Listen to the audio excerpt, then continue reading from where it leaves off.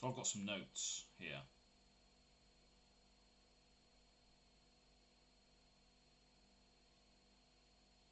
Struggles with content creation. So there was a tweet recently from a well-known creator who said that they were struggling a bit with content, and a few other people also chimed in with the same, if not worse, sentiments as well regarding this. So let's speak about that. As someone who certainly does not earn much at all for all the time that I spend on creating, this is something that hits home for not just me, but I think a lot of people as well that do make content, for all creators in flesh and blood at this point in time. Because let's be honest, none of us make enough money from YouTube ad revenue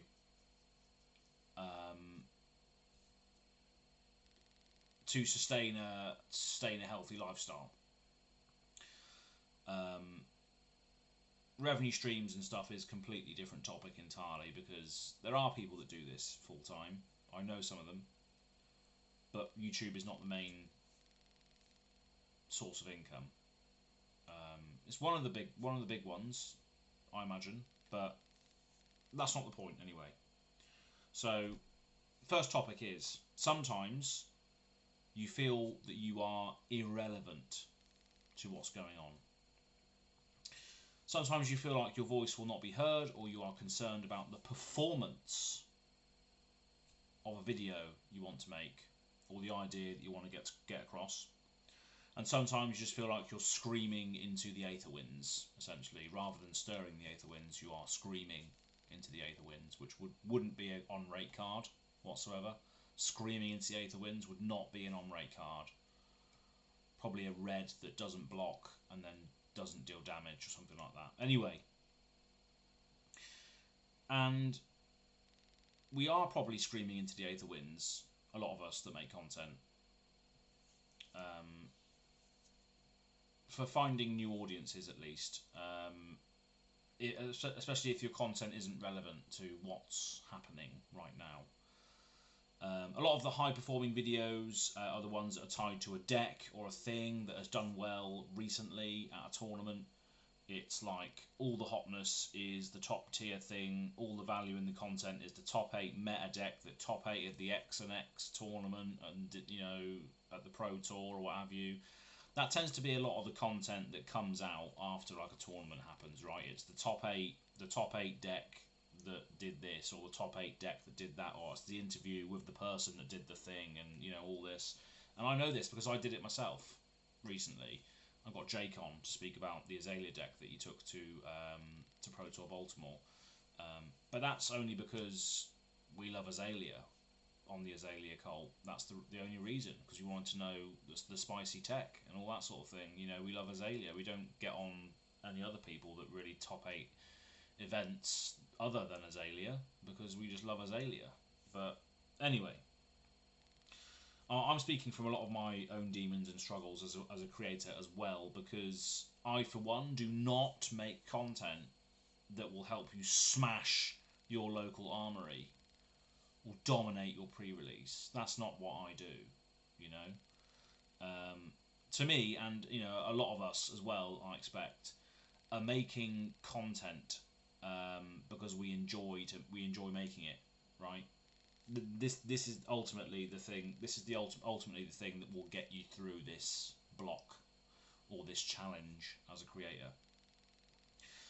Because in my opinion, fab content is not just about winning decks and meta knowledge. That's my opinion.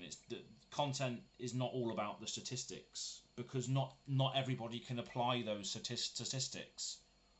99% of people won't be competitive players that will be able to sort of make use of statistics like that. But when you see that everybody is watching the opposite of what you make, it can bring you down. It really can. which is why I think a lot of us struggle with being relevant to what is happening in Flesh and Blood in the real time, because everybody's chasing that, aren't they? Everybody's chasing the interview of the person that did the thing, or the interview or the top 8 deck that did this. You know, people want to jump onto that content, which is inherently the stuff that's going to get the views in the moment. But I think content creation and community building is more about the people that are making it and the people that are watching it, rather than the information that's actually being given to you. That's my opinion. But yeah, my next point is content for ideas and entertainment. Now, my next point is what brings me on to what I feel is the solution to not feeling like shit all the time with regards to content creation. Especially with Flesh and Blood, right? Because again, it's one of those games that is very competitive. I know they're sort of taking active steps to, you know, touch on the casual scene. James White playing UPF. Loads of other things that are clearly being worked on behind the scenes to make Fab more accessible to a multitude of different people. But to me, my channel, my sort of ethos and community and stuff that I've built up from the ground has all been about ideas, entertainment, thoughts and topics of what might and might not come to pass. Speculation and discussion on our favourite things about our favourite games is good, because that's coming from a place of fun and passion and creativity. That's not coming from a bunch of stats. You know? You don't need to be relevant. You just need to be passionate. And I've said this before many times, especially for those that have audiences already as well. Because we do have audiences as well. We'll get onto this in a moment. But I understand that sometimes you need to feel like you need to be relevant in order to put out content, but you just don't have to do that, because that's what makes you feel crap. Is if you feel like your content is not relevant to what's going on, then what's the point in doing it? But the best thing to do is to do what I'm doing today, and that is just turn on the fucking camera and start speaking. Autofocus is going mad because I'm moving my head around. And again, especially because if you have an audience, those audience likes you for you most of the time. Especially if you're creating content that's about fun and engagement and passion and love for the game, not just a top 8 meta deck that was yesterday's news. You're making content because you love the game, you love the passion, you love the ideas, the speculation, the world, the characters, the fucking whole shebang. Not just a top 8 meta deck. Boring, mate. It's fucking boring. Because I guarantee, right, people will want to hear from you. The people that are following you right now, the subscribers that are subscribed to you right now will want to hear from you from time to time, even if it's just a random theory. You know, sometimes those random theories and those videos that, you know, just out there in the aether will get thumbs downs because people don't find it valuable, but fuck them. Who cares what they think? Just do it for yourself, and do it for the audience that follow you already. Do it for them. Don't do it for anybody else. There are ways you can try and build an audience and all that sort of thing, but organic growth, I feel, is the best. And that's why sometimes I've struggled with it. But I've realised that you just have to do you. You have to do you. If you don't do you, then you're losing already. So that's the thing. The thing is, just turn the camera on. Just turn it on and start speaking, because I guarantee the people that are following you or watching you or subscribe to you on whatever platform you're on will want to hear from you. If you make one person's day, that's something, right? I was watching one of my favourite YouTube channels outside of Flesh and Blood is Metal Jesus Rocks, because his personality is just awesome. Him and Reggie are just fantastic. I watch their 40 games they picked up this week or whatever all the time, because they're just so fucking enthusiastic about it. They love games. And there's games on there that just I wouldn't play, but it's just great to hear them talk about it because they're so passionate about it. And people gravitate towards that, right? It's not about just the meta deck. Nobody cares. People do care, obviously, the grinders, but there's more people that love this game for the sake of the game and the characters and the story and the lore and the world that it's set in than there is professional players. And if it wasn't for us, I think it would go down the drain, to be honest. I mean, these are very raw thoughts, by the way.